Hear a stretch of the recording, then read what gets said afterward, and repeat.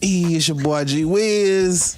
And Mrs. G-Wiz. And we are back. This is episode 5 of the iKneadLove Q&A podcast. Dropping audio from the bodio. And we got a special guest in the house. Well, she ain't really that special, but she cool. Hey, she's cool. She is special. Got the homie Maxie Max. What up, what up? What up, everybody? Maxie in the house. You gotta talk into the mic, not the I TV. am talking into the mic. No, you wasn't. I've always had that problem. I don't know. How about this? So yeah, how was everybody's week? Everybody weekend? It was great. First, thank you guys for having me. Hey, thank you for being here. We appreciate it. Mm-hmm. Yeah. How was your week? How was your week, Maxie? It was good. What did I do? The kids. They have me very busy these days. Dealing with the kids. And Pops. We talked about that. That's right. That's right. Today I just relaxed. Right. I was like, today is self-care day. Ain't nothing wrong with that. We went to a, what do you call it? A tasting? Right. It was for the city that we're in, and they had about 32 different people there, from side dishes to alcoholic drinks to desserts, and I was a judge for it, and had a lot to eat and a lot to drink. Yeah, and it was good. We had a good time. It was at Marconi Auto Museum in Tustin, California. We had a good time. Drank a lot of drinks, ate a lot of food, met a lot of people. So Good today food. was Parents' Day out? Yeah, I guess you can Yes. say that. That's dope. My father-in-law went with us. That was fun. He doesn't like to get out and be in those social aspects quite a bit anymore. Yeah. So it was really nice to see him actually want to go. That's right. I think that's a great segue into one of the discussions I wanted to have with everybody too.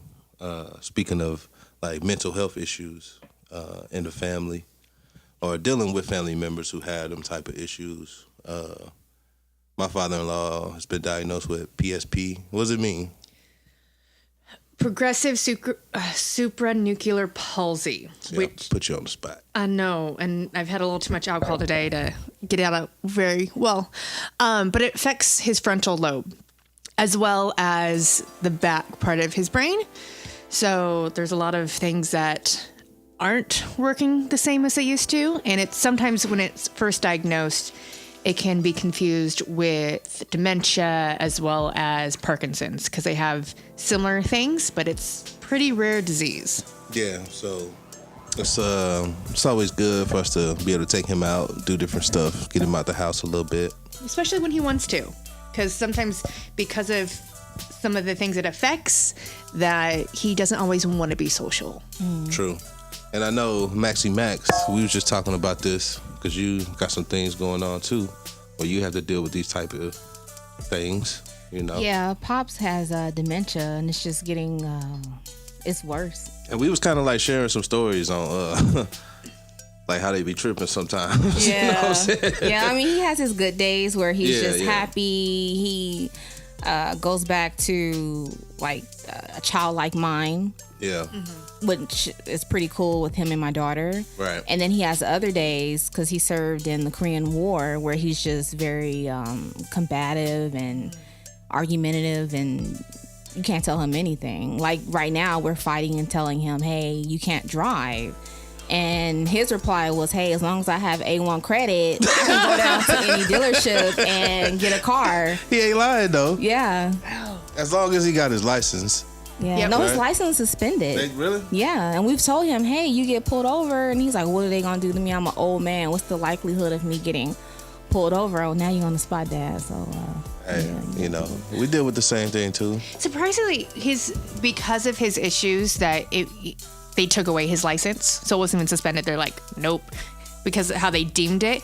But it wasn't a fight with him. I think he understood our concerns with him driving, that we even asked him to not necessarily drive in the afternoons past a certain time, because it seemed to be a little bit more, he had more issues cognitively about judgment calls or speed wise. And right.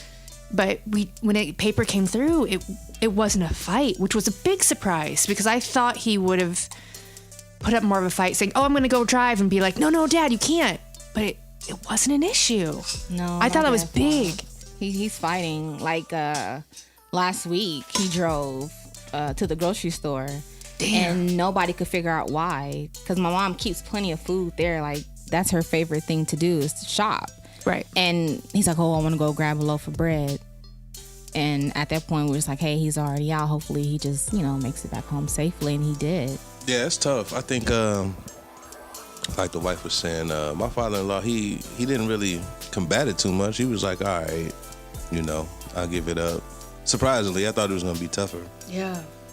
He's a fast car driver. You know what I'm saying? Like sports car. Oh. You see the old man in the Corvette, like that's him. You That's know what I'm saying? Yeah. So I thought it was gonna be hard for him to get That that lifestyle up, but surprisingly, he was like, you know what, I'm gonna kick back and rely on my folks to take me where I need to go. And be chauffeured everywhere I want to go. Which is really the life, though. Yeah. You know what I'm saying? He's like, oh, let's go here.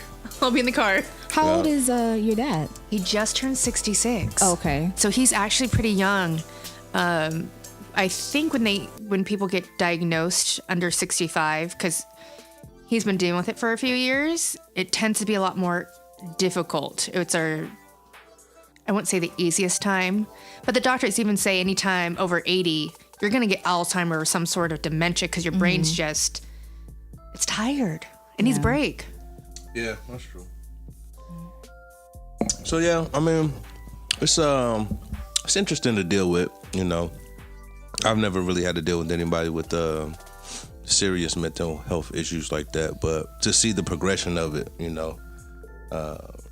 and we talked about this too from somebody who's known for being real sharp, real conversive, to being short answered, not necessarily want to be around people, to have those conversations or embarrassed that they might not remember certain things around people. Just simple things like, I took him out to eat and he was just looking at the menu for a long time, just trying to figure out, first, where am I? How did I get here? And I'm like, hey, Dad, what do you want? Like, just tell me what you want. What do you have a taste for? Right. And then we just narrowed it down to like a bowl of chili. Yeah. But things like that now are just a big task for him. Yeah. So, yeah. I mean, it requires a lot of patience. Right. Yeah. Have you noticed your patience wearing thin at all with them ever? No. Every time I take him somewhere, I just think to myself, this is what he's done for me. Right. And I just go from there. And, I have to repeat myself a lot. Yeah. But so what? Right. So what? This is my dad. Well, I mean, what are the other options to put him somewhere else? Like, no, he has children that can take care of him, and we don't believe in just throwing our folks in the old home. Yeah. So. Right. Yeah. It's where I think there's more of an issue when they come really disoriented and if you have caretakers coming into the home where they get too physical with them. And I think that's when you have to start considering other things if they tend to be aggressive with everybody all the time. Yeah. But if it's just little flashes, I think it's okay. Yeah. He doesn't trust anybody right now. Just like... It's like y'all or nobody. Yeah. Yeah. I couldn't imagine even having a caretaker come into the house, just to sit with him. He's not having that. Right. Well, because they also don't know him. And it's a little bit difficult. But having people in the house that can actually, I think, to a point, I think my mom's glad that we're here because we can physically deal with him, help him up should he fall, because that's part of the disease is that he falls quite a bit. And he falls backwards, not forwards. Which is dangerous, man. Like, that's one thing that scares me, Yeah. Just being on the look for that. So I'm just trying to keep an eye on him, man. You know what I'm saying? Yeah. I mean, these are things that, well, I know my parents were going to get older. Right. But it's just like, dang, man, y'all old. It's one of the things you can't really prepare yourself for. No, you can't. And it's funny, man, because, it's funny you say that, because I was talking to my moms the other day, and I was like, it's weird, because I don't look at you like you're an older lady, but you are. And I got to, check on you and shit like that. But They're over 65 now. And They it's are, like, but- wait, you're really over yeah, 65. yeah, you don't really realize it till you stop and think about it. I walk into my parents' house and it's just like a smell of beans and like Bengay. And it really just set in like, hey, the parentals are quite old these days. Word. Yeah. So yeah, anybody out there who's dealing with family members with health issues or mental health issues, just I think it's important that you remain patient and as helpful as you can be in the situation, you know? Yeah. Definitely. Yeah. You got any advice for somebody who would be dealing with something like that? Well, you know how I feel about medicine and things like that. Actually, yeah, that's another thing we was going to talk about. I was just about to segue in. Do they have him on a lot of medication? When I went with him to the doctors, he was on a lot of medication, but sorry, mama, you on blast, baby. But we started giving him like CBD, THC, just so he's comfortable. Right. And we're all happy with that choice. I was telling G. Is he knowingly taking it, or No. y'all slipping it to him? He's getting slipped in his Gatorade. My dad would not fly for that at Right. all. So, but it was really funny because a couple weeks ago I was hearing a replay on CNN about how cannabis can actually help out Alzheimer's. Mm-hmm. And I don't know if it's the same for dementia or other frontal lobe issues, but it was saying that it blocks part of the protein. Hold on, let me ring it up. I actually prepared this one today. No, you didn't. Oh, shush. All right. So the THC, the psychoactive ingredient in cannabis, stimulates the removal of toxic plaque in the brain. They also discovered it blocks inflammation, which damages neurons in the brain.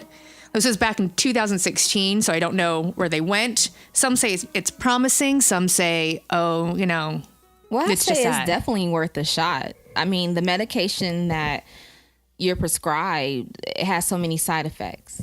If you're willing to take that and then have diarrhea maybe a few hours later, or right. you That's know, you develop anxiety, why not just, I don't want to say you don't have to smoke it these days either. Right. You can get it concentrated. You can get some marijuana butter, have it on your toast in the morning and go about your business. I don't see the big deal. Word. So I think we should slip your pops Definitely. some of that gorilla cookies. Oh, goodness. Right. I don't think he'd fly for that one. He'd be like, why do these cookies taste funny? I'm not eating these. But you know what? He'll probably be really happy because my dad is very ornery. And if he knew that we were slipping him this stuff, he would be upset. Oh, yeah. My dad would flip. But with the way things are going with my father, you know, he's not eating as much. See, that's a different story. My dad will eat. He's lost a lot of weight, Yeah. but he eats. And I noticed a couple of times he has much more of a sweet tooth. And I'm finding that's with the frontal lobe aspects. I It's think that's common. something to do with anything regarding Yeah. the brain, because my dad, he literally walks around the house all day just eating those hard candies. All Really? day. Yes. My dad's not that bad. Like, I Yeah. just saw him grab strawberries earlier this afternoon with a little sugar on them. I'm like, wow, I haven't seen him do that. But they say it's pretty common for those type of things. If he's happy, let him dip as many strawberries in sugar. Oh, yeah, I have no problem with it. Right. I'm surprised he was actually doing it for himself, though. He didn't ask for it. Yeah. Yeah. So, Yeah. So yeah, it's y'all been give y'all folks some marijuana. yeah, we gonna They'll be happy. We gonna figure out a way to slip him some of that granddaddy cookies in his milkshake. Get them together. Hey, mom's put in his Gatorade. Hey. really? She did. Are you doing drops or? There is a drink. And okay, funny story. There's a drink that I gave her a few months ago. And I said, Mom, please get us that because I hate that he's on all this medicine. And she's like, oh, you know, I'll think about it, Pepper. And long story short, Labor Day, she got a lot going on. She has to prepare food, you know, take care of my younger sibling. She said, hey, something has to give. Somebody's getting it. So, of course, she can't give it to my siblings. So she gave it to my dad. My dad's, I mean, he's the type of person, if he says to be here at 2 and you're not here at 2, he's going to fuss. Because 2 to 5. Military, man. What do you expect? Yeah. Military dad. Yeah. Right. 2 to 5, that's the party time. But this guy was like, hey, boo, how y'all doing? You know? That's fantastic. Yeah. And then the funny thing is he was eating all day. Like, we look over, he had grapes, he had a meal. Then we cut the cake. He ate that. He was saying, oh, man, this cake is so sweet. Then I was like, where is he now? And he's sitting outside in the backyard just smiling, eating a brownie now. And I said, Mom, did you give Dad that CBD juice? She said, baby, I had to. Something had to give.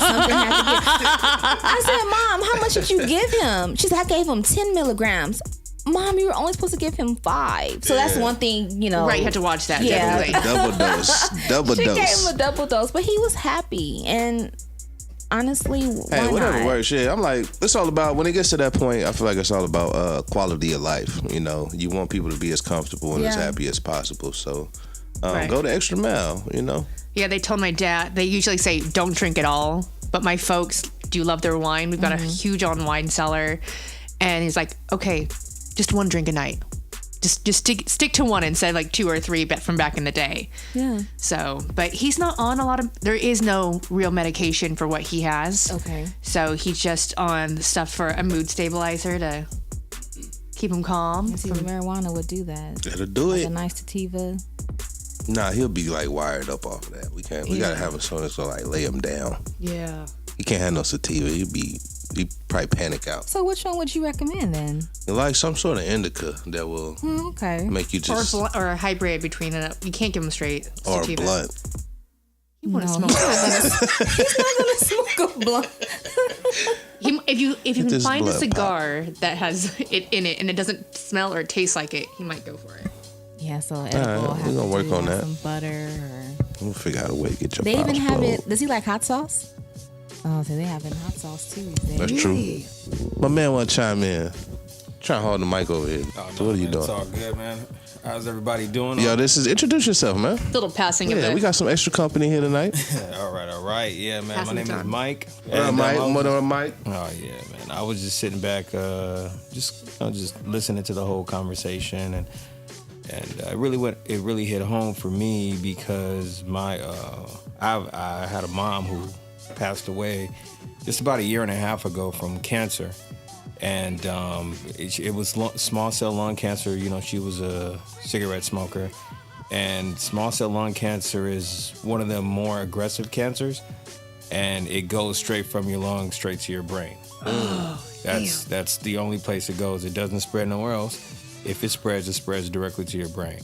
So, you know, I'm just listening to you guys talk about, you know, the parents with the mental. Right. And, you know, it literally deteriorated my mom's brain. So, Man, sorry to hear that, man. Yeah, man, I appreciate you. So, you know, just in her last days or months, it was a lot, you know. And, you know, I'm hearing you guys talking about the cannabis oil. Right. And that was also something that I provided for my mom. Yeah. I'd say like about maybe 8 months before she passed away. I completely revamped her entire diet. That's actually what made me become vegan at the time. 2 vegans in the house. I'm more vegetarian than All right, that's right. I can handle that.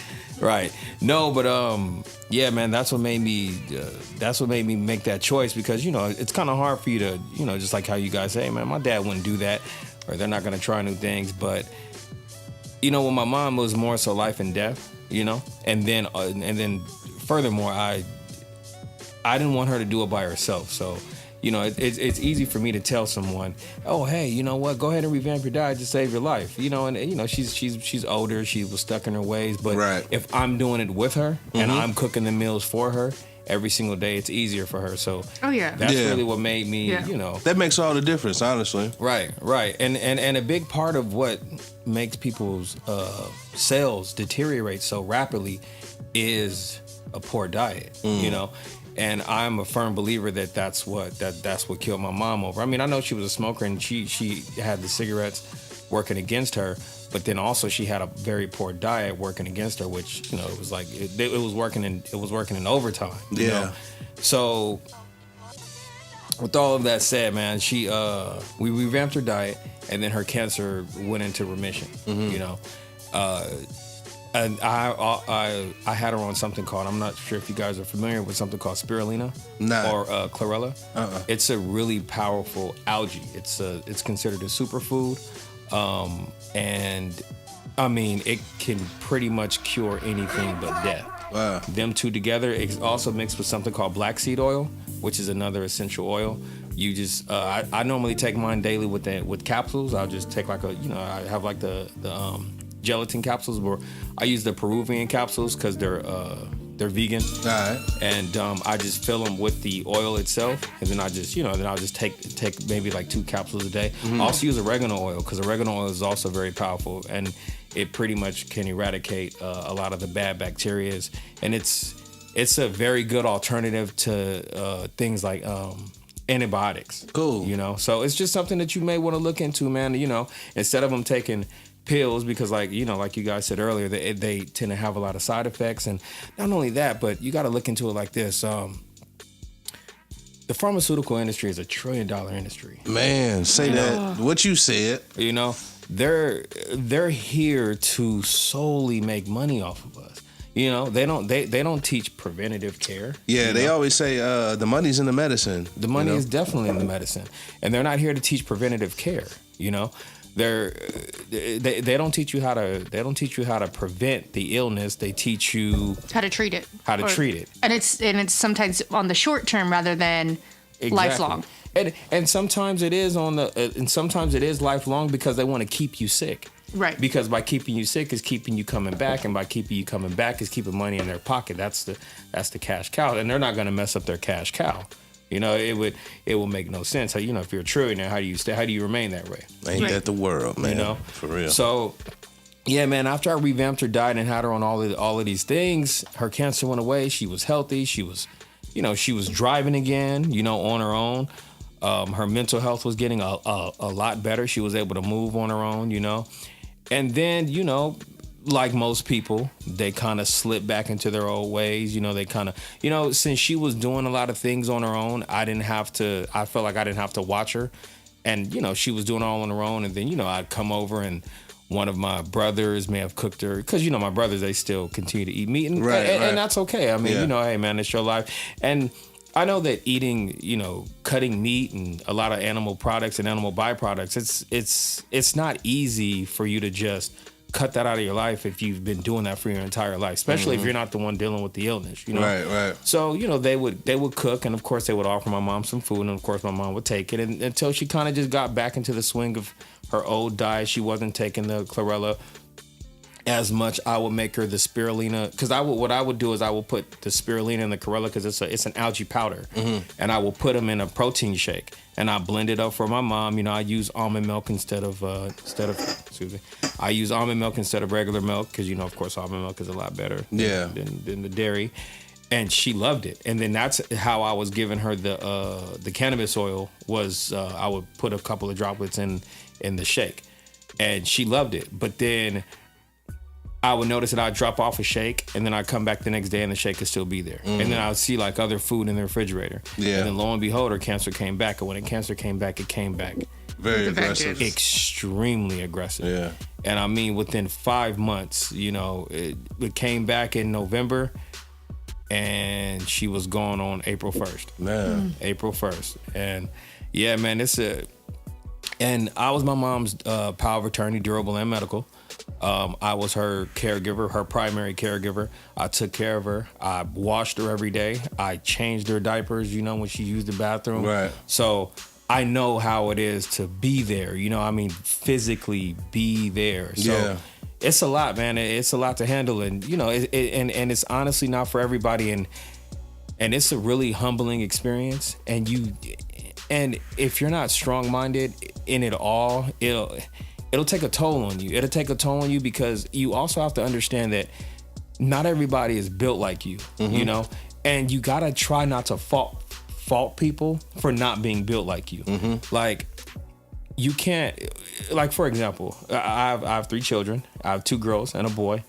My youngest daughter, she was front and center. Hey, Daddy, is it time to change Granny's diaper? Can we get Granny a bath? You want to go get the diapers? You want to get the stuff? She coming through with a little saggy glove. My oldest daughter was like, no, I can't see Granny like that. You know, right? And I can't fault her for not, Exactly, yeah. And I know she cared just as much as my youngest, but it's just, and it's the same thing with my older brother. He just could not be there. And at first, it would anger me. And I mean, it would anger me that he wasn't there. I'm just like, I'm the one. We all have children. We all have responsibilities. I still have to take my children to school. I still have to take them to dance practice. I still have to take my oldest daughter to aerial silk. I still have to pick my kids up from school every single day, and I have to be here with mom. You can at least be here once a day. Just give me at least a break. And he just could not do it. And at first I resented him for it. But then you kind of realize that everybody does things differently, you know, and that's why we're all individuals, because we don't handle everything the same. Just like everybody grieves differently. I can't fault you or anyone else because you couldn't be there, because I knew he cared, you know, and I know if he could be there, he would have been there, but he wasn't, because he just couldn't stand to see my mom like that. And a lot of her siblings were the exact same way. And like I said, it's a humbling experience. And I really had to kind of take a step back and put it all into perspective and really think about it all. Like, you know what, maybe maybe it's not that they're being selfish. Maybe they just can't, you know. Some people just aren't built that way. That's true. You know, and you can't expect that out of people. And you can't. And that's one thing that I would really that I would stress to somebody who's dealing with that. Don't put the weight that you put on yourself on other people. Yeah. You know, don't worry about them. You get the job done. You know, don't talk to them, man. Don't make excuses. You get the job done, and you worry about that. You know, at the end of the day, as long as you can hold your head high and look yourself in the mirror, that's all that matters. Don't worry about nobody else, because then you're gonna drive yourself miserable. And that's all I say, man. So, yeah, man, through it all, man, just be there, man, and be there, and yeah, man, just be there, man. Just be there and be as present as possible. Yeah, man, be as present as possible, man, and enjoy the times, man, because, I mean, my mom was a feisty firecracker. I mean, she was a lion. She wasn't a lioness. She was a lion. Yeah. And sometimes it was hard, man, because I'd be rubbing lotion on my mom and, mother, you're rubbing it too hard. and I have my mom's personality, so I'm a firecracker too. So I'm just like, rub it on your goddamn self. And I get up and I get ready to leave, and I'm walking home, and I turn around and she's just sitting on the bed, and I mean, but I would give anything to get cussed out by my mom right now. Oh man, anything, you know. God bless. So man, yeah, sure. man, just enjoy the times, man, and that's really all I gotta say for people, and that's just my advice, man. And Word. And man, if you can just do a little bit of research on the things that I said, like I said, spirulina, chlorella, black seed oil, oregano oil, and you guys said the CBD oil, and which is cannabis oil, and not like the oil that. Because there is a difference between the oil between the CBD oil and the oil that they cook with, or that they put on, like, you know, that they put in like the brownies and stuff like that. You know, there's a big difference between the two, and people tend to think that it's not, but there really is a very big difference between the two. One has actual healing powers, the other one is, you know, a little more psychedelic. And the stuff that you cook with usually has a bit more THC. It's not separated out. Exactly. But I do have one question. It seems like your kids were kind of close to your mom before they passed. Yeah. How did they deal with that, being there through the end, and how did they cope with the passing, since they seem a bit on the younger side? It's funny, man, because my oldest daughter is coping with it exactly like my oldest brother.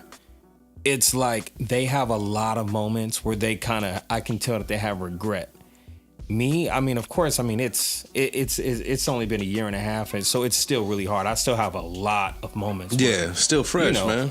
But I have absolutely no regret. And then my youngest daughter, you can tell she's the same way, because, like I said, she was front and center, and you know, she's the same way. But my oldest, I wake up in the morning and she's just on the bed crying. I pick her up from school. I get calls from the school like, hey, Mishael's crying. And I'm like, you know, what's going on? She's like, I just miss Granny, and I just wish I was there for Granny more. So that's pretty much how they, you know, like I say, man, you know, and the only thing you can do is just try to comfort her and just try to just be like, hey, man, you know, don't beat yourself up, because it's not easy. That's not that. And I do not want her or my older brother to carry that burden for the rest of their life, because that will eat away at you. Absolutely. And I cannot have that for my older brother. I cannot have that for my daughter. It's, you know, no matter what, Granny was proud of you. You know, mom was proud of you. You know, mom was a firecracker. She was cussing you out but it doesn't matter, man. Mom was still proud of you, man. Right. And that's all I tell them. So, yeah, man, they pretty much cope with it the same. And my son, he was like 4, so.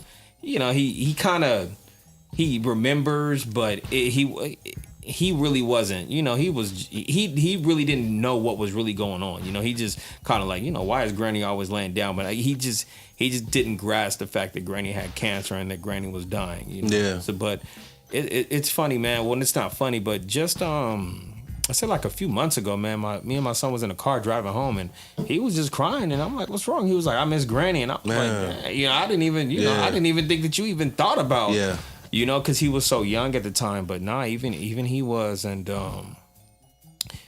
yeah, man, my oldest daughter, she's her friend. She's like really petite, really girly, really sassy. Like my mom was like, it's funny, man, because I say that my mom, she reminds me of a flamboyant gay dude. You know how they're just sassy, you know, with the walk, the switch, with the rolling their eyes and neck. That's how girly my mom. You know, they're just extra. you know? That's how girly my mom was. But, man, she reminds me of Jada Pinkett. Remember how Jada Pinkett, because you know Jada Pinkett is really small. Her frame was really small. My mom had short hair. She was super sassy, but she was really, really girly.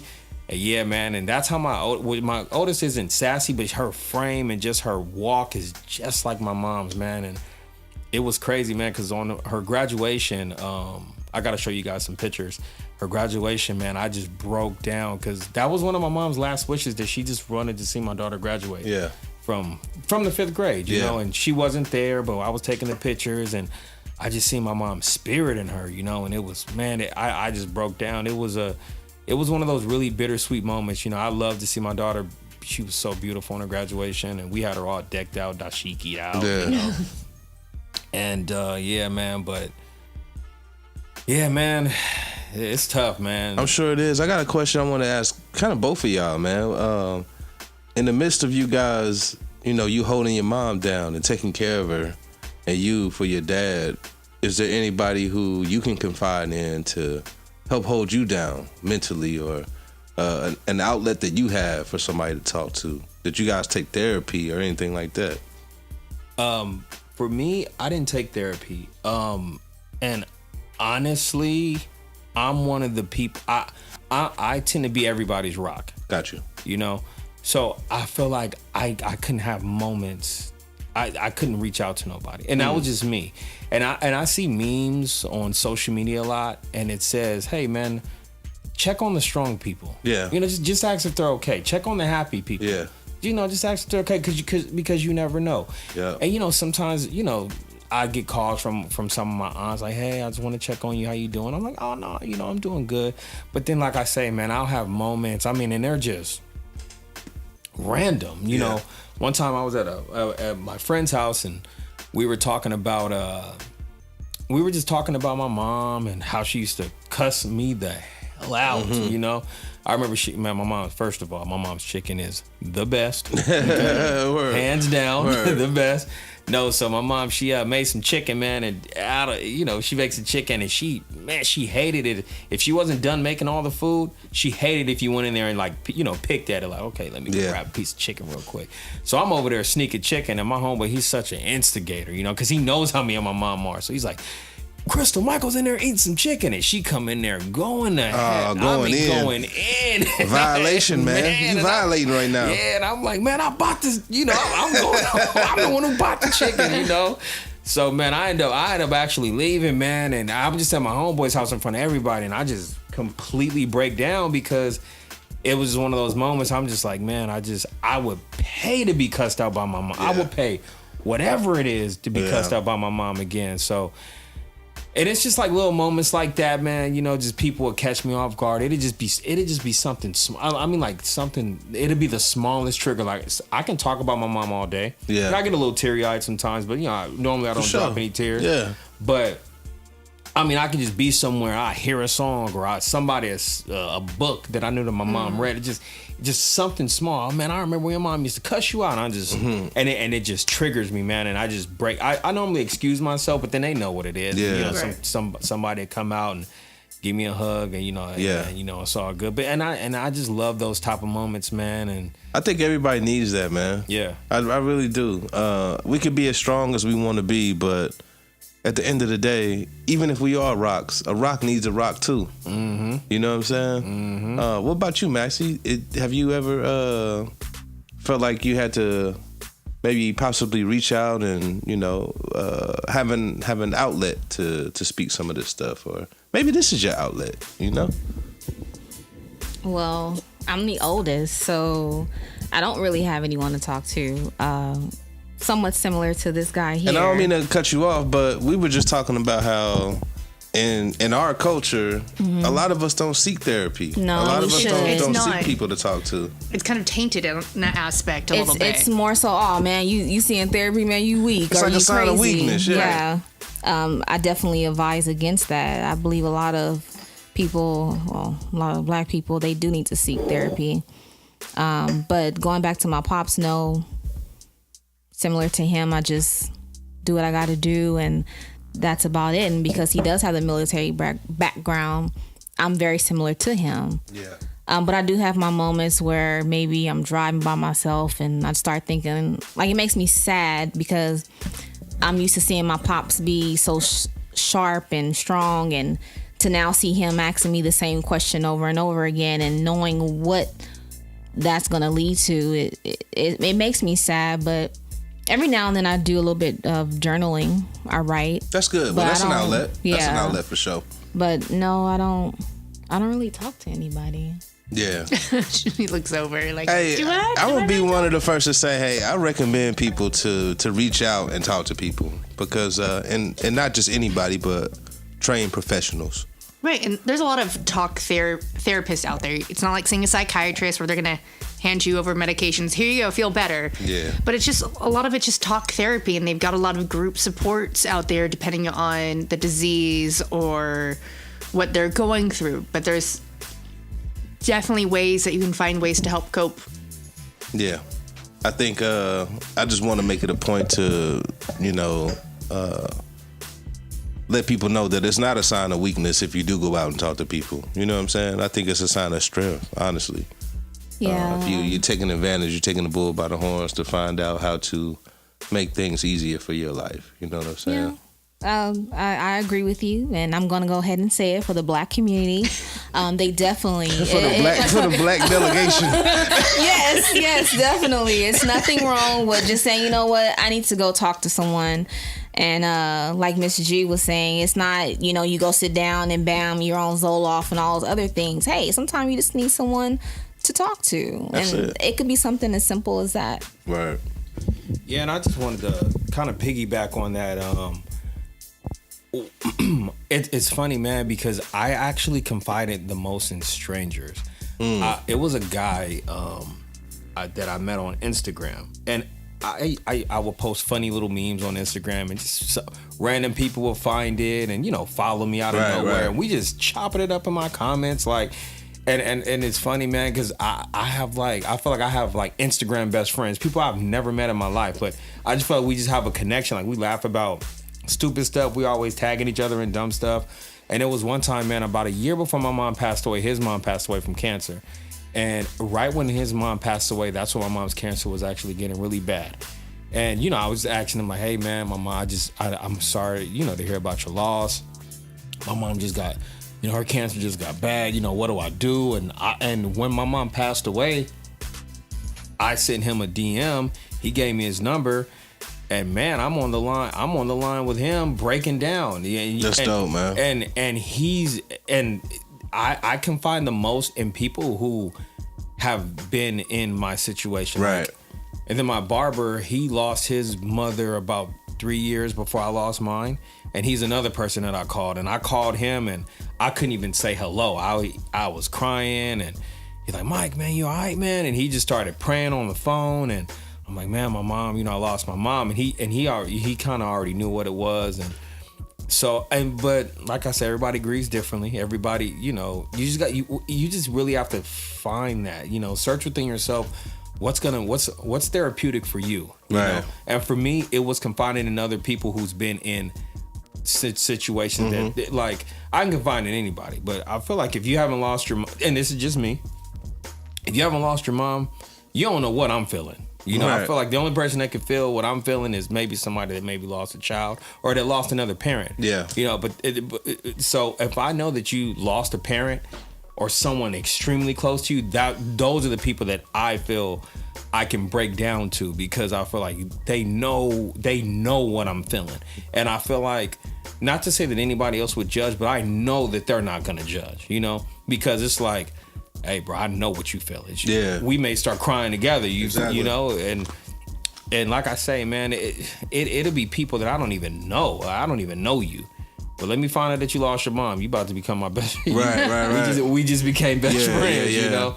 So yeah, man, and whenever I run into people that one of their parents, especially a mother, is going through some sort of a terminal illness, or they're on the cusp of losing their mom, or they just lost their mom, I try to be the best person I can be to them and just be very welcoming. And if you ever need anybody to talk to, or if you ever need any kind of advice, you know, on what you can do, or I'm here for you, because like I said, I felt that, and I know what it feels like. Yeah. So I know from start to finish, I know what it feels like. So, you know, that's just me. You know, Yeah. I confide in people that has actually lost a parent, because And you're open with people confiding in you too. yeah, You know what I'm saying? absolutely, man. Right. You know, That's dope, man, to be somebody like that.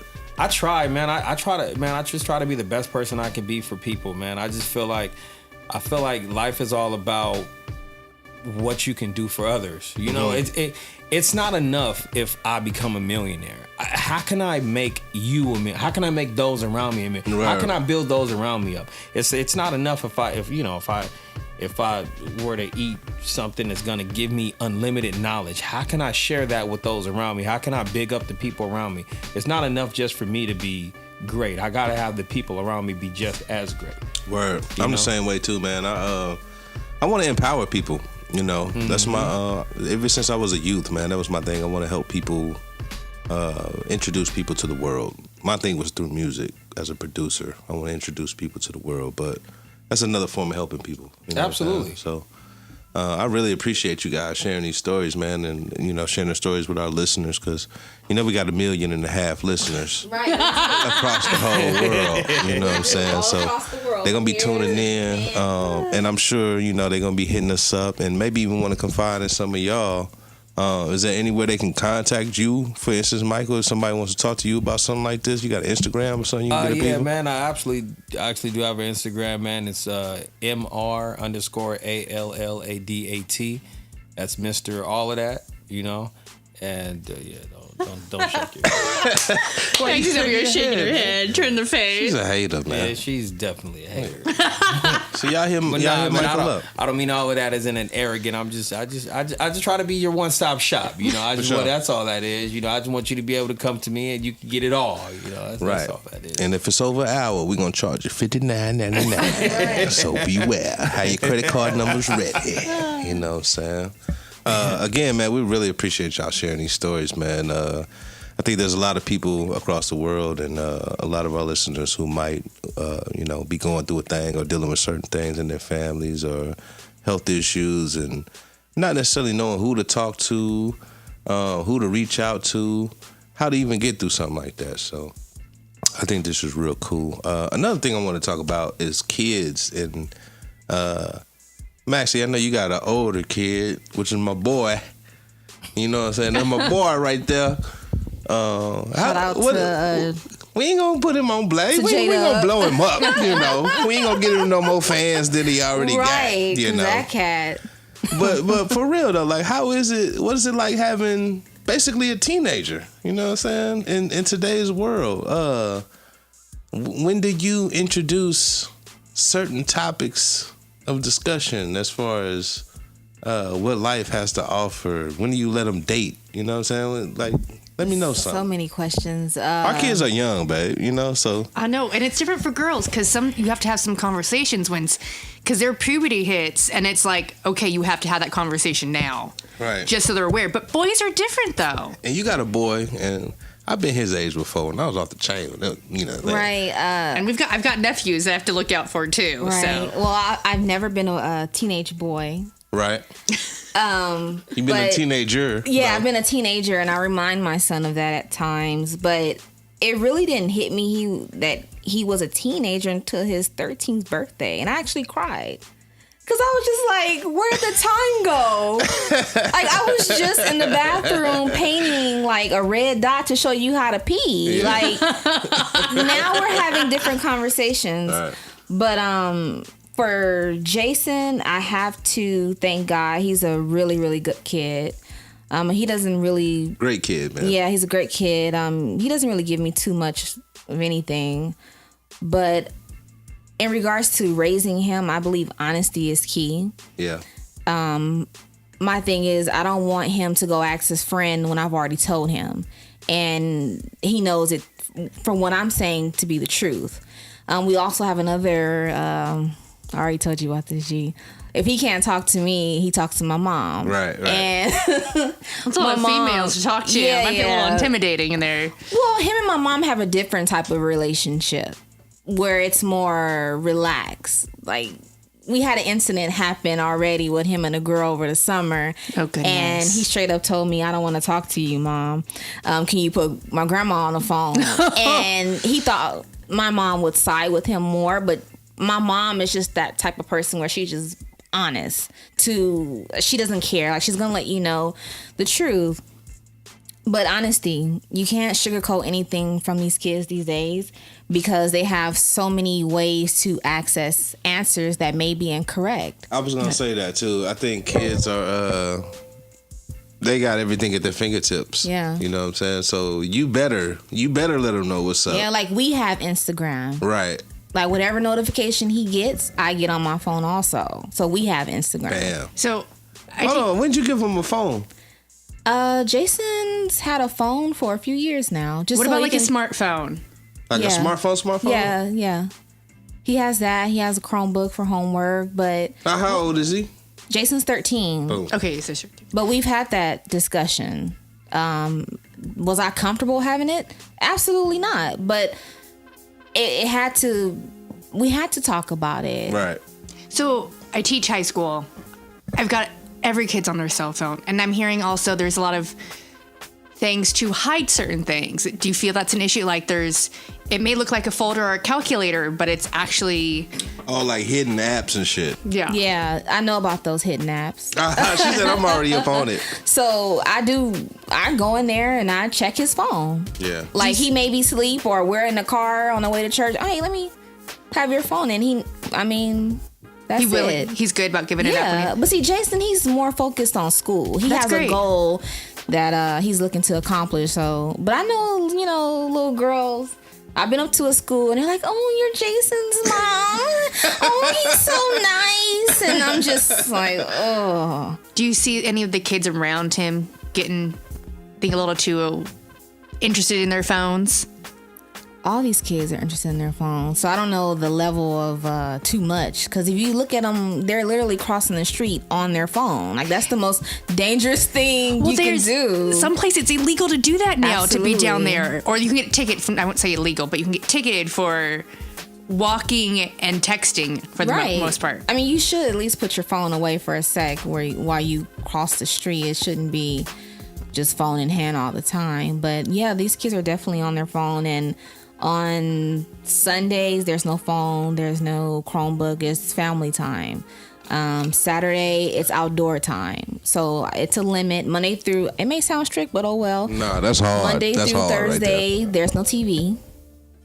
Read. I'm always like, not my house, that does not fly. Hey, read. I limit it. I mean, You have to though. you have to. For real, like I think Go ahead. during the week we get a little too busy. We're like, okay, come home, we got to do this because we got to go to Taekwondo or we got to go to swimming, we got to Right. go to sports, and it's just like there's not enough time for our oldest one. Yeah, our kids are younger though.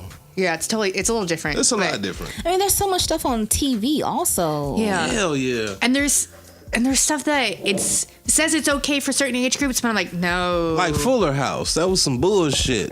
Right. For real. I came in, my is. daughter was watching Fuller It House, is. It and they was is. talking about some crazy shit. Right. And I was like, whoa. Right. Even on the Disney Channel, I've seen some things, and I'm just like, I don't think kiddos should be watching this. And well, even if you think about our television, there's a lot more swearing, a lot more violence that's acceptable before like 10 o'clock. Where when we were kids growing up, you wouldn't see that on, and we were asleep, passed out when those things were allowed to be on air. Like those after hours. Yeah. Maxie said her son like white girls.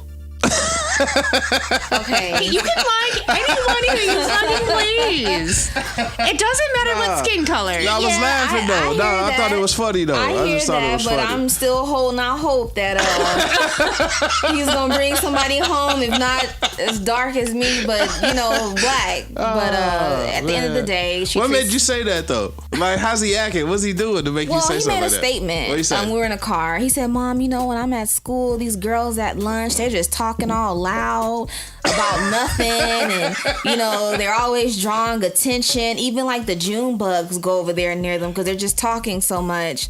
And I was just like, "Oh," I said, "what do these girls look like?" He's like, "They're all black, Mom. They're all black." And from that moment, I was just like, "Oh man." Just wait. It might change once he hits the college age. Taste change, people change. Well, he has his eyes set on USC, and I don't know if you've been up to USC lately. There's not that many. There ain't a whole lot of us up there, but they shout out keeping to it Jason, traditional. man. So Shout out to my boy, man. You know, Right. he gonna get it together. You know, he let him is. do what he do. You know what I'm He saying? is. What about you, Michael? How old are your kids, brother? My oldest is 11. 11. Yeah, I got an 11-year-old, Damn. man, and she Daughter. yeah, Oh daughter. man, my oldest too. We need to listen right now. Oh yeah, man, definite. Nah, my oldest two is 7 and 11. Those are my girls, and then my son is 6. Word. So yeah, man. Have you noticed your relationship change after she got to maybe 11 years old? No, and I love that. And no, my daughters are genuine. Because people always scare me with the, hey man, your daughter's gonna be cool until she gets 12, 13, then everything's gonna change. I don't believe that. You know what?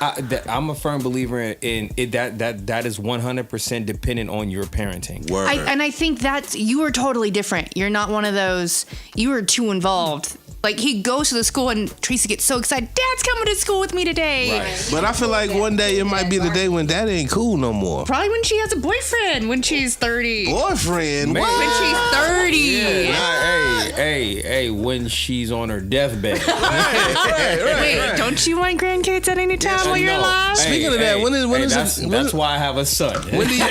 Speaking of that, when do you let your, this is a great segue for real. When do you let your kids start dating? I don't. Michael said I ain't going for it, man. Not at all. For it at all. No, man. But It's you coming know, up for man, the girls. if you were ever to ask my daughters right now,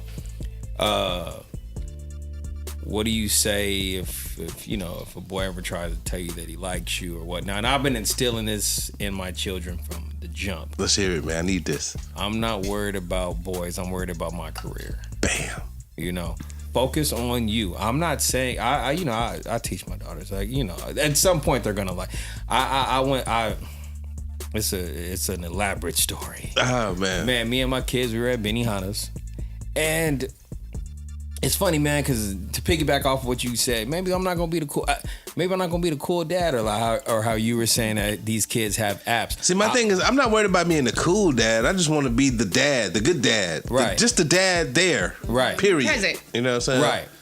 I want to be all of that. Word. I want to be Mr. All of that. There you go. There you go.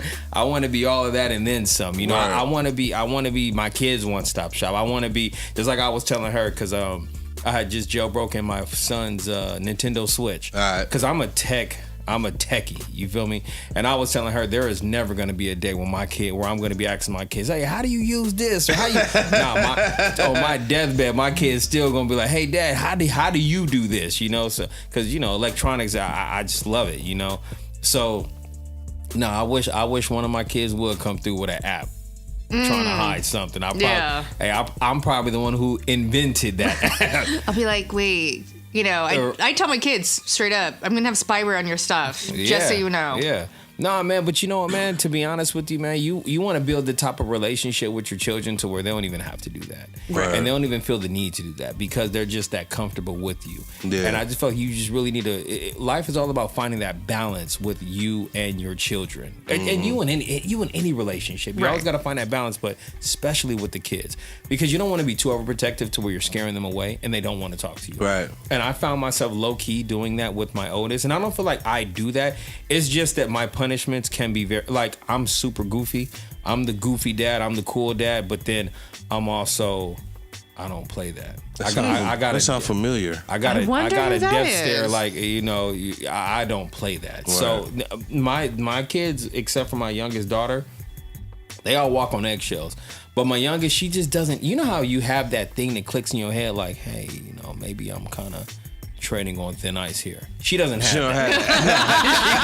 She doesn't have that at all. Right. Whatever that is, it clicks in your head like, hey, She man. just go mode all the time. 10 out of 10 times, go mode. She does not care. I could have just yelled at him and go sit down. Hey, Daddy, can I get some chips? That's too funny. Yeah. Nah, but she's the cutest little thing, and that's the affectionate one. That's the one that wants to be up under me. So it's kind of like So it's like a love. It's a love relationship. But man, she is the most annoying little thing on this planet. But she is the most. She's the most loving thing on this. It's That's like too a thing. funny, like you just man. want to hold her, but then she annoys you. But then you still want to hold her. No, man. But it really, man, it's really just all about finding that perfect balance. My oldest daughter, man, she just started her period. Oh man, If I ain't ready, man. I ain't ready. Hey, I wasn't either. But then again, How old is she? She's 11. That's- But then again, average. I was because and it was so weird because she started her period when she was at my house, not her mom's house. And she called her mom and told her mom. So her mom called me like, hey, Michelle. And I'm like, Michelle, why didn't you tell me? Yeah. Well, I just didn't want it to be awkward. I don't want it to be weird. And I'm like, no, you can't. That's not what you can't do that. Right. Because you're going to be dealing with a lot of things like cramps. And with me, I live by myself. It's just me and my children. And I am super hip when it comes to the female anatomy. Got you. And all of its entirety. Why you looking like that? Stop it. You know, She turns her face and starts Don't trying not shoot to down laugh. Mike confidence. What are you doing right now? Hey, man, she know. Nah. Word. Keep on going, Michael, man. Keep on going, man. Nah, man, but no, man.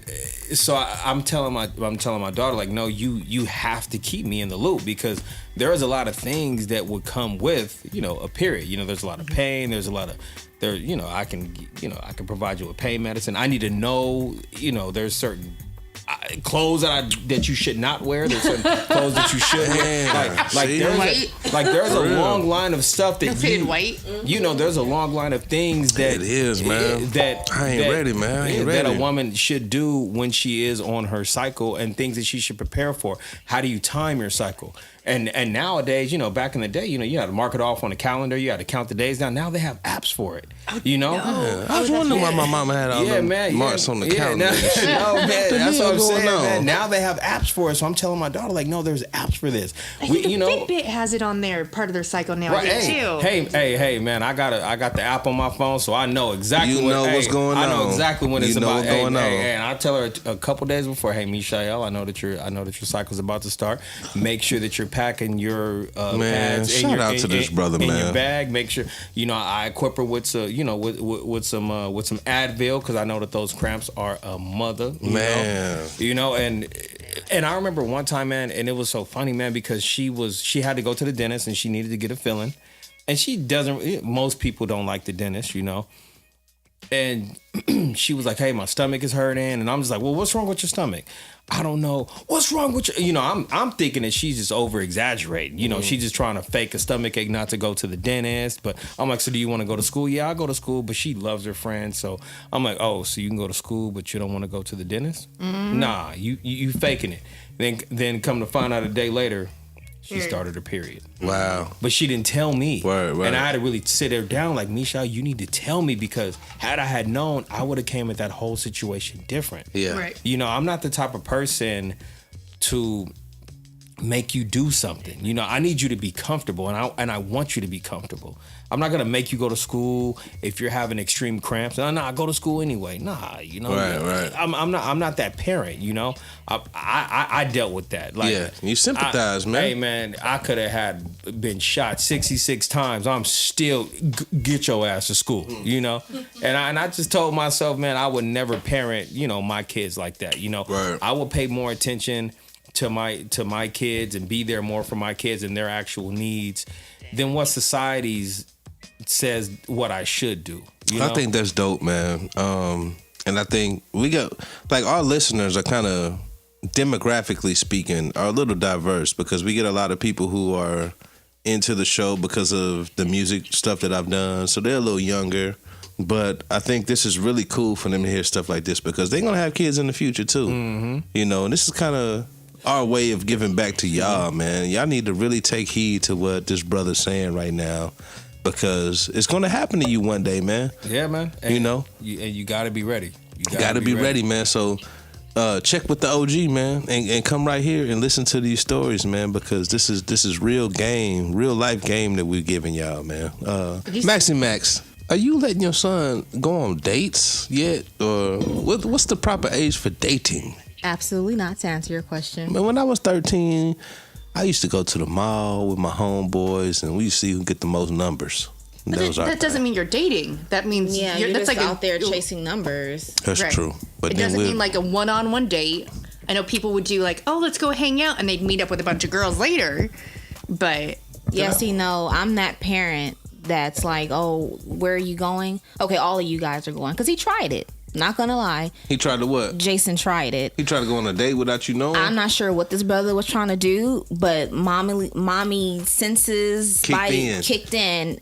He told me, Mom, I'm going out with my friend. Every Friday he goes out with his friend. I said, okay, that's not a problem. Where are you going? Where was it, at the Pike? Yes. I told you this. Knew. Yeah. I already knew. We talked too much. Kids love the Pike anyway. But yeah, he said, I'm going to the Pike. And I said, well, how are you going to get there? He said, oh, my friend's football coach is going to pick me up.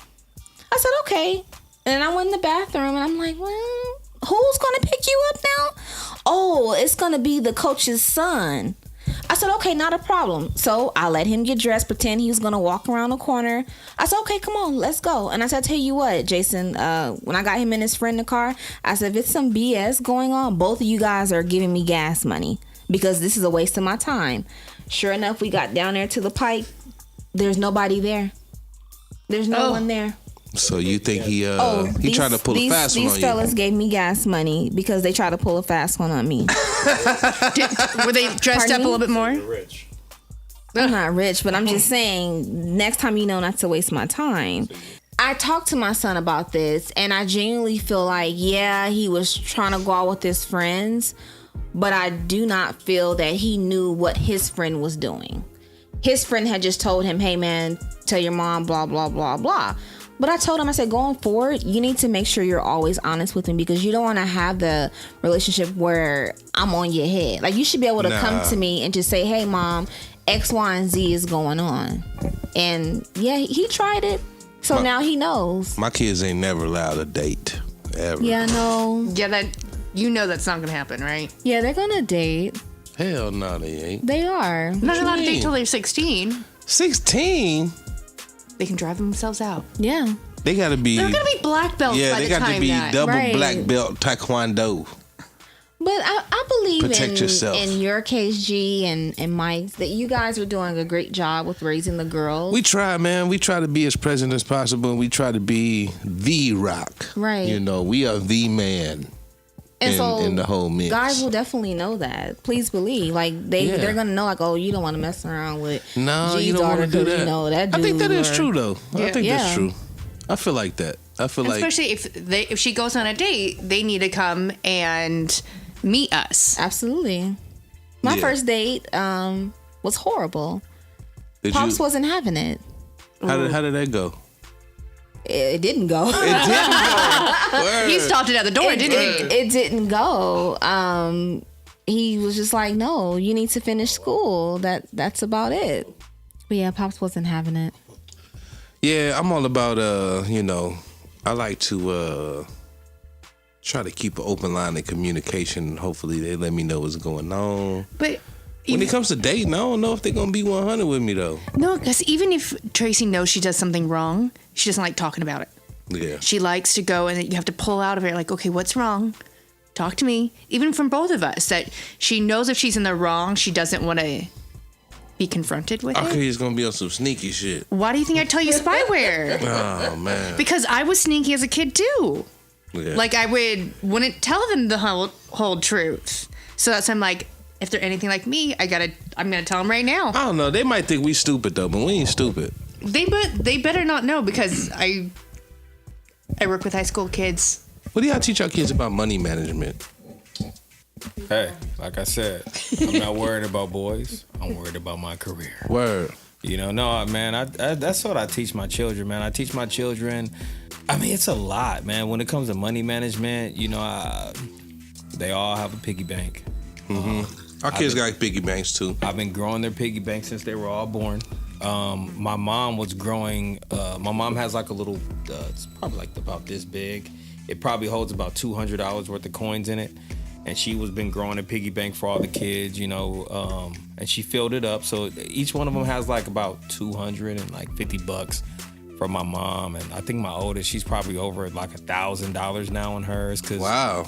yeah, man, because we don't, it's a little thing we say no brownies, which like we don't do pennies. If it's not dollars or the silver, it doesn't go into the penny. All right, word. You No know. brownies. Yeah. No brownies. We need to take that motto up over here. Nah, man. No brownies. Or I Yeah. wouldn't be in the house. I'm brown in the motherfucker. Nah, hey, You man, love we your hey pennies. man, we love our color, man. You know, Word. we love our color. Nah, but yeah, man, and I just teach them, man. You know, just manage your money well, and you know, don't spend it all in one setting, and then also just try to I try to teach them about assets and liabilities. You know, what is a liability? What is an asset?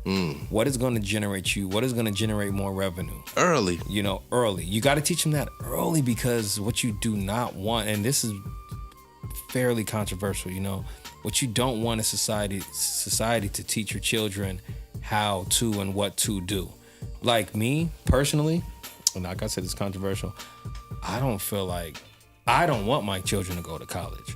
I'm building businesses and companies for my children to run. Word. I don't feel that society. See, that's what society tells you: go to school, get a degree, get a good job, make a nice career, get a 401k. You know, that's the stereotypical norm. But I just feel like the people that have the real wealth, they have enough wealth to pass down from generation to generation to generation, they create wealth. You know, and I'm not Entrepreneurial or yeah. And I'm not saying don't go to school. That's not what I'm saying. Yeah. But what I'm saying is don't go for broke and don't allow yourself to be hundreds of $1,000s in debt over school. If you can go for free, then go to school, because a lot of the people in these CEOs of these Fortune 500 companies, they don't have degrees. A lot of the people that own these businesses, they don't even have degrees. That's true. Why move up the financial ladder when you can own the ladder? True. And that's what I try to instill in my kids. Don't get a job don't put yourself in a position to move up a financial ladder. Put yourself in a position to own a ladder. Right. How about I create opportunity for my children? And that's what I'm doing right now. I'm in the position right now to create opportunities for my children, something that I can pass down. I want to be able to pass down wealth and knowledge to my children, and I want them to be able to do the same for theirs, and so on and so forth. I feel like that's what the wealthy do. And you know, as an African American, I feel like we're not taught that. You know, we're taught the opposite. You know, we're taught to be workers. We're not taught to be owners. And I just feel like society conditions us for exactly that, just to be workers and not owners. Word. And I just try to instill that in my kids. Don't worry about that. Worry about your career. Worry about what you're going to do. How are you going to be? How are you going to get financial freedom? You know, I was talking to Maxie here, and I was telling her about a story, man, about how, you know, when the little kids come to, well, you know, just when people solicit or Jehovah's Witnesses come by the house, or just people just come by the house trying to sell or whatnot. And I was telling like, man, but like when little kids come to the house and they got their little box of chocolates and they got their little spill talking about, hey, we're here, you know, doing tag teens against gangs and graffiti and blah, blah, blah. I did that when I was young. Right. I made all of that up. Yeah. There was no gangs and graffiti. Right. You had your spiel. I had my spill. Right. Hey, I was in the 6th grade making about $150 a week. A cold salesman. You know, so then when they come and they did get their little spill, I just be looking like, look at him, you know. Right. And I'm like, bro, I know it's all a facade. Here goes a dub. I don't even want your chocolate. Yeah. I just respect your hustle. Exactly. You know, and I just respect your hustle and keep that mentality. Do not lose that. That's true. Why don't you put a pin in that? Turn the mic, baby. For instance, with Jason, I already see the hustle in him. I was talking to this guy here, Mike, about Jason literally finessing his grandmother into buying chips and chocolate. And she did it, of course, because she loves her grandson. And this is him in 6th grade, and he was selling it to the older kids. Bam, man. True hustler right You know, there. so he did that. He's That's why I worked love at the that barbershop. You know, he's done the... Sweep the floor. Just hard, man. Yeah, and he's also done the... help me. The shoes, where he paints the shoes, make them stylish. What? Custom. Custom kicks. And that's how he came about with his Instagram. You know? Wow. So, That's hard. you know, I see that in him, and I've already had that honest conversation with my son where I told him school, you know, basically sets you up to be a worker bee. However, you make great connections in college. So, you know, I do want Jason to still own his own business, do whatever it is he's gonna do, but also have that college background. There's nothing wrong with that because I have my college background, but I can get in these streets and still make money. Word. So I can go either way with you if I need to go there. Where I gotta ask my babe something, because coming from our culture, I don't know about y'all, but when I was younger, I wasn't really taught a whole lot about finances and stuff like that. In your situation, when you were coming up, did your parents put you up on game about finances and saving and opening accounts and stuff like that? Somewhat, not really. I was told you're going to get a business degree with whatever, or you're going to do a minor in business with whatever you want to do. You was told that? I was told that because we have a family business that my sister and I will eventually run. But it's also learning some kids are not meant to go to a 4-year university. True. Just plain, they're just not that aspect. But for owning your own, I think you need to take some of those business courses of your finance, your accounting, because it's not something that you can easily be like, okay, here's a spreadsheet, go look at what everything means. That's on true. some Yeah, aspects. yeah. And also if you're more of the hustler, maybe learning to market your product in different avenues. But there's some people who are super artsy. That's not the school for them. Yeah. Or people who do automotive, and you know, you need more of a trade school, and some of those will bring in that kind of like trade math for you to own your own or how to build that aspect. It's all about homing in on your skills. Exactly. You have to know exactly what you're good at. A lot of kids don't know right now. I have a bunch of guys that they're like, I'm graduating in 3 months and I have no idea what I'm doing. But I think that's a lot of kids though. But you know, it's okay. But a lot of them don't know what they're interested in. Ooh, that's the problem. They don't know where they kind of want to go. I was fortunate to have known my passion for. I don't mean to cut you off, Mike. No. I was fortunate enough to know my passion for a long time, man. So I always had it in me what I wanted to do. The rest was putting the pieces together around that to know how to get to where I wanted to go with it. You know. And see, for me, I feel like as a parent, that's my job. Right. I should be the one to figure out what it is that my kids want to do, what they're the best in. I should be that invested in them, that vested in them, and paying that much attention to them, to where I should be able to see what their strong points are, and I should be able to go ahead and amplify those. And I just feel like society doesn't teach us to do that because our parents are too busy working. They're too busy doing the most. They're too busy running back and forth. They're too busy going to school themselves, trying to better their own career, that they can't even focus on their own kids. True. And that's why I feel like it's so vital to create your own wealth for your own kids. Because if I'm at work 8 hours a day, I come home, you know, my mom was in school. My mom was in school up until maybe about 6 years before she passed away. You know, so my mom, she was doing her own homework while while we're doing ours. So she just didn't have that time to spend with us, and I just feel like she had to do that just to make ends meet. You know, and with our people, you know, the African American community, it's like we don't teach our kids that because we weren't taught that ourselves. You know. Well, kind of piggybacking off you, I was in school and I was also working at the bank at the time. So Jason can tell you a lot about finances because I would bring home those spreadsheets or those numbers and he would say, Mama, what is this? Hey, you want to know? We talk about it. And shout out to Cal State Long Beach, whoop whoop. But he went there during the summer and they had a financial analysis guy come out and he called me immediately. And I'm thinking something's going on at the campus and he's just like, hey, your son was answering all these questions about lines of credit, credit cards, savings account, you know, all those things because I talked to him about it. Also, while I was in school, he wants to know what am I writing a paper about? Hey, sit down. You know, we'll go over it together. Look at this page. Look at Purdue and see what this author is saying. But my dad taught me. I was that person always underneath my dad. Like when he's filling out a check, I'm like, oh, what's going on? Or when he owned the liquor store, I want to go to work with him, help him, you know, count the money down. So, yes, it gets a little difficult when you're working, but I feel like these are your kids. You have to make time for them. No, and I 100% agree. 100% agree. These are your children. See, but my thing is this. I learn through osmosis. I don't learn through making my own personal mistakes. I learn through other people's mistakes, you know. And to me personally, I feel like that's the best way to learn. So with that being said,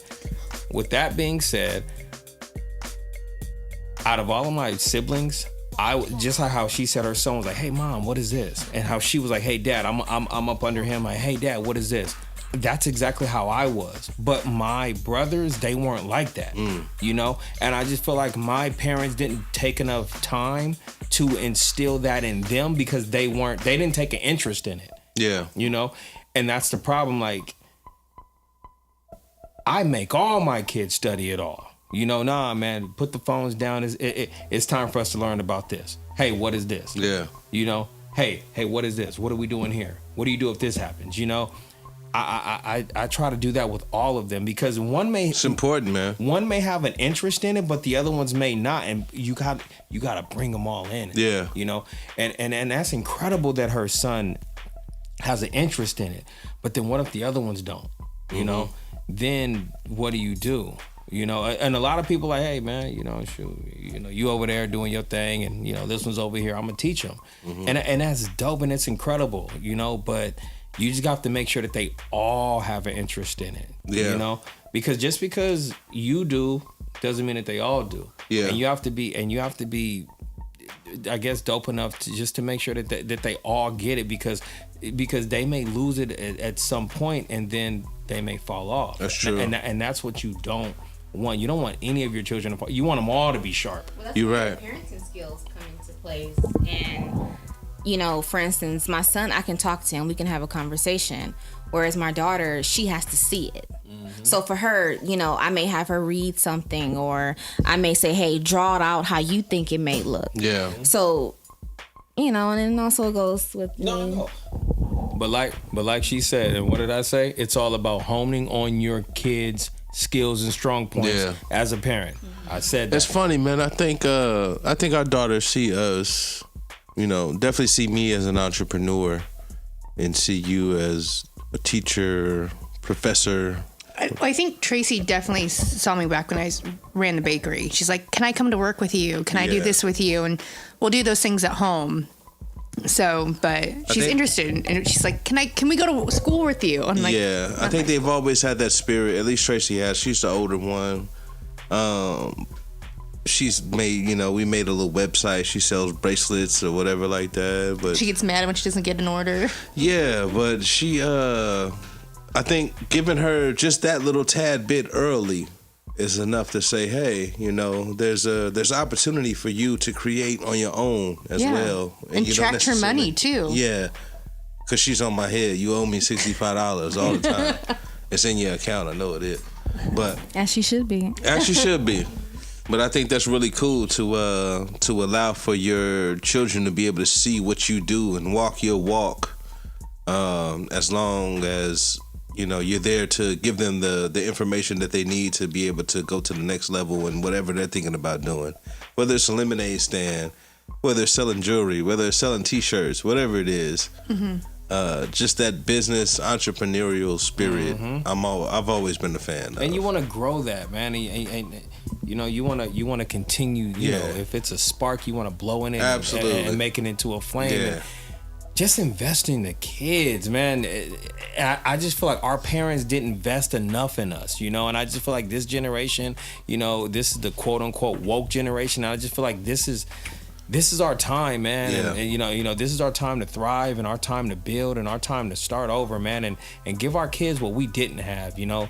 It's so much knowledge out here, and a lot of people are really seeking this knowledge. And I just feel like, man, our kids are gonna be so dope. I think so too, Kids man. are gonna be so dope. And I think pretty much everything we wanted to talk about in this episode, we kind of wrapped it up, man. And you just kind of ended it on a strong note right there, man. I appreciate you guys, man. Thank you guys for having me. I think our kids are going to be well educated, well diverse. They're going to have a lot of game in the books, in the streets, and just they're gonna be aware and know what's going on. And if they don't know the answer, they can always come to us, or they can always go to you, or they can always go to you. You know what I'm saying? So that's what this whole platform is about, man. Putting people up on game. Like I said, I know a lot of y'all listening are probably from, you know, my musical following, and I really appreciate y'all tuning in. Y'all a lot younger than me, but you know, these are things you're gonna have to go through one day. And this is my way, as an OG, kind of giving back to the game and saying, hey, man, prepare yourself. Yeah, prepare yourself, man, because we didn't necessarily have that when we were kids. You know, somebody telling us what to look forward to and what to look out for. So we appreciate y'all coming, man, and really, really, really spreading game on these people, man. And we hope y'all listen. And if they want to get in contact with you all, how can they contact y'all? Again, man, you guys can go ahead and hit my Instagram up. Again, it's Mr. _ all of that, MR _ ALLADAT. Maxine is a hater. Maxie a hater, but it's okay. Mine's is simple what's your- on Instagram. It's it's Zoe Starbucks. Zoe, spell it out, man. People can't spell. What if they spell it incorrectly? Yeah. There's probably a couple different ways because Right. We're dealing Okay, with it's Zoe ZOEY, and it's Starbucks, except with an S with a Z. You can follow me also on Facebook. That's Sade Gentle GNTLE. Hey, you got like 5 different pages on Facebook. I don't even know who you are for real. Yeah, I Like, told her on the way here, I don't even know who she is. who are you? She has changed. What about you, babe? You got any shout outs you want to kick out? This is the shout out segment right here. Kick us some Wait, shout outs, you gotta baby. give me a minute Come here. on with the white girl shout outs. We're gonna shout out. I'll get the first one. Shout out to Christina. Or what do we call Christina? Like she's family. Aunt Tina? And Tina.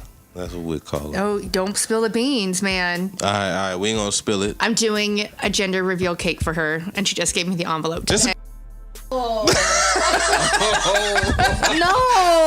I'll edit it You out. better edit I'll that shit out because I don't know if she listens to this. Not like she has the time to. But it comes back on. I'm doing it for her on Saturday. Oh, and shout out to my other girl. I just found out she had her baby. Who? Miss Lindsay. Yeah, shout out to Lindsay. Hey. New So, baby. New I baby girl. I have some to shout shout-outs. out Miss G for last week's episode. Oh, shit. I don't remember. How that. Yes, we are winning. Yeah. African American women Yeah, are women. yes. That was too funny. Oh, my kids. I'm like, it's no longer. It's just, She was I look like, when "Are they're. we winning? Oh, I mean, are they?" That was funny. That was I'm like, real we're funny. winning. Women? I gotta get a laugh out of that. What about you, I said like we're winning. Mr. Mike? You got some shout outs, man? You know what, man? At the moment, man, I don't, man. But You ain't got not one shout out, man. God damn, you know what, man? I'm gonna go ahead and say this, man. Shout out to my cousin, man, T Clean TV. There you go. He's doing this thing on YouTube, man. I don't know if you guys are into video games, man, but he's a Call of Duty sensation, man. How can they find him on there? How can they find him? Just go to YouTube, man, and put in T Clean. It's T CLEAN. Okay. Max is like, come on, keep spelling. Keep spelling it, man. Keep spelling. Nah, man, it's T Clean TV. Man, like I said, man, he's a beast on the Call of Duty, man. And right now, man, he got close to 3,000 subs, man. We just trying to get him over to 3 million. What's 3,000 subs? What's that mean? Subscribers. Yeah. Subscribers. Yeah. Okay. 3,000 Dude, subscribers. I'm old, man. Hey, man, I'm out the game, man. I'm not Come on this on, shit. hey, man, you got a daughter. I'm learning. Hey, you're not allowed to be out the game. I'm learning, man. Hey, man, that was Subs. test number 1, man. Subs. That's what they call them now. Thank you so Subs. much for having us. Thanks for coming out. We Hey, appreciate you guys. Thanks for coming out. Hey, y'all ain't let me get my shout out shit, man. I want to give a shout out to y'all, first of all, for coming through. I know it's a little bit of drive. Maxie Max still owe me $5. But we ain't gonna trip on that right now. You know what I'm saying? It's all good. Shout out to everybody. Hat too. What's that? She snaked the hat too. Yeah, she stole my Oh hat. yeah, shout out to Fleazy. I got your hat on, dog. We catching blessings. Catching blessings, you know what I'm saying? You can get the hats at Fleazy, what is it? Fleazy.com, FleazySkywalker.com. And you owe me $25 for that little commercial. You know? Right. You're my boy. But it's all good. Business is business. Yeah, man. This episode is brought to you by the G Connection. You can go to www.thegconnection.com. Get your custom tees. And the fall catalog. And the fall catalog is coming soon, but I'm lying because I'm playing. But I'm really coming with it, though. Y'all just got to stay tuned. I'm so busy, man. I got too much stuff going on. Shout out to the FX Network. I'm about to send y'all some songs in the morning. I hope some of these songs get picked up on the Mayan show. So y'all keep y'all fingers crossed. You know your boy been real major in the whole licensing game. We just cranking out records and trying to get them on film, television, wherever we can get them at synced and get these royalty checks. Supersize these royalty checks. Right. So you can pay me back on money. This mailbox money coming every quarter. I owe Max and Max $25, but it's okay. I love them. And we appreciate y'all tuning in, man. It is the iKneadLove Q&A radio show. Shout out to KDIF Radio 102.9 Phoenix, Arizona. Y'all keep it locked right here. It's your boy G-Wiz. And Mrs. G-Wiz. Mrs. Mrs. You G-Wiz. said Mrs. I've had a lot to drink today. Don't give me that Drank shit. too much, man. Shout out to Maxie Max and the home Michael Maxie for coming represent through. Long Beach. Hey, Long Beach. Long Beach. Long Beach. You from Long Beach too, bro? Oh, man, born and raised. Man, I wish I was born and raised in Long Beach, man. That'd be cool. Hey, I love Snoop Be here Dogg. together, hey, honey. man, love yours, brother, man. Love Hey, yours. man. Hey, shout out to everybody in Naptown, Indiana, Louisville, Kentucky, West End. We gonna keep it locked right here, dropping audio from the barrio, as always, Santa Ana, California. We in here, man. Till the next time, we'll catch y'all. Peace. Peace. Peace.